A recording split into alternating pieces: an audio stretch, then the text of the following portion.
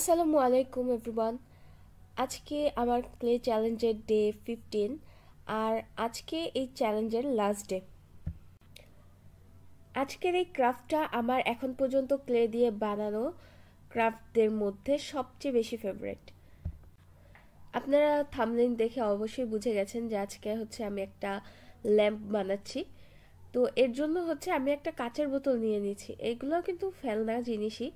এটা হচ্ছে একটা সসের কাচের বোতল। তো আমি হচ্ছে একটা সুতা এই বোতলের মুখটার উপরে প্রথমে গ্লু গান দিয়ে আটকে নিয়েছি, যাতে এটাকে আমি ঝুলাতে পারি। আপনারা চাইলে এটাকে টেবিল ল্যাম্প হিসেবেও ইউজ করতে পারবেন, কিন্তু আমি হচ্ছে এটাকে আমার বারান্দার একটা ল্যাম্প হিসেবে রাখবো।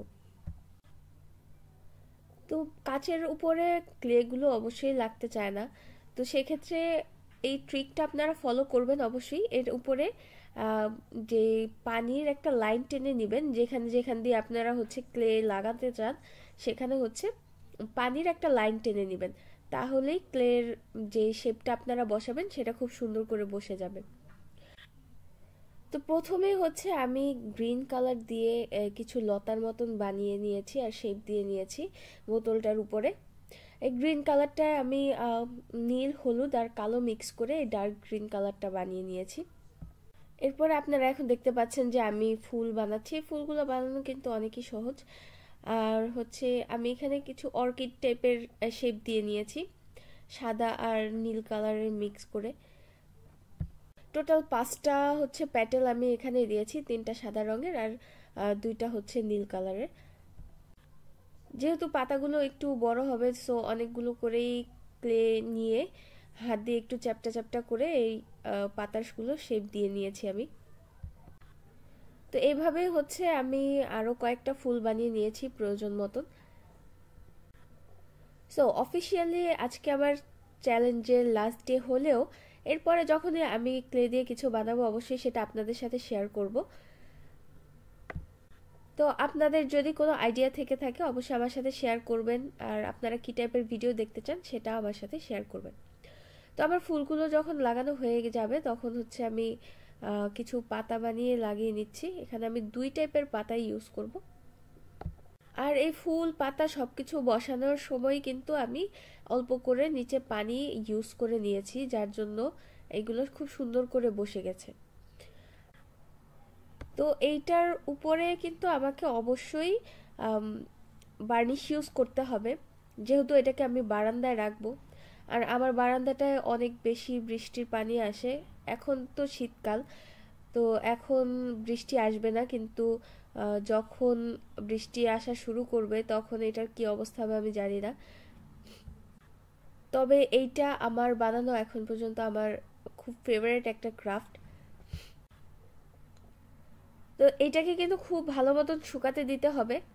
আমি একদিন এটাকে রেখে দিয়েছি শুকানোর জন্য। তো এটা ভালো মতো শুকিয়ে যাওয়ার পরে এটার উপরে আমি কিছু শেডিং করে নিচ্ছি কালার দিয়ে, অ্যাক্রিলিক কালার দিয়ে।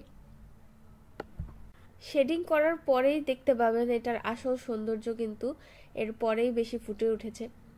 আমি হচ্ছে মাঝখানটা হচ্ছে হলুদ কালার দিয়ে দিয়েছি, আর নীলগুলোর উপরেও আমি একটা সুন্দর নীল কালারের শেড দিয়ে দিয়েছি, আর পাতাগুলোর উপরেও আমি একটা গ্রিন কালারের শেড দিয়ে দিব।